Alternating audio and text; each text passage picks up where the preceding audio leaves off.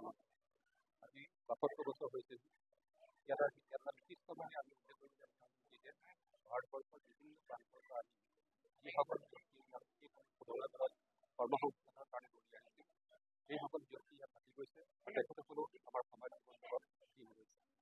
আমি আশা কৰিছোঁ এই বছৰ ৫৬০তম যিটো আমাৰ শংকৰ জয়ন্তী আমাৰ আহি আছে, আমি অতি খুব সোনকালে খুব সুন্দৰভাৱে কৰিবৰ কাৰণে আমি আয়োজন কৰিছোঁ।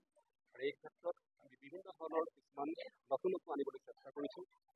ইয়াতে মহাপুৰুষজনাৰ যিখিনি সৃষ্টি আছিল, তেওঁৰ যিখিনি কৃষ্টি সংস্কৃতি, সেইখিনি যাতে বিশেষকৈ আমাৰ নতুন প্ৰজন্মৰ মাজলৈ সোমাই যায় আৰু নতুন প্ৰজন্মই বিশেষভাৱে এইজনৰ মহাপুৰুষে আমাক কি দি গৈছে আৰু সেই তেওঁৰ যিটো সৃষ্টি, সেই সৃষ্টি অন্তৰত লৈ যাতে আমি গুৰুজনাৰ ভক্তি গোটেইখিনি আমি বিস্তাৰিত ৰূপত যাতে জনসাধাৰণৰ মাজত লৈ যাব পাৰোঁ, সেইখিনি ওপৰত প্ৰয়াস কৰা হৈছে।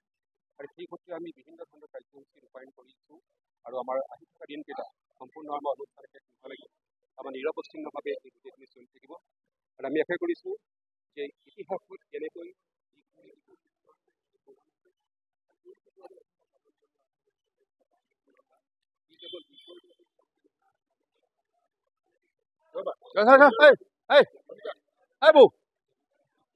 ক'ত মাজত থিয় হয়?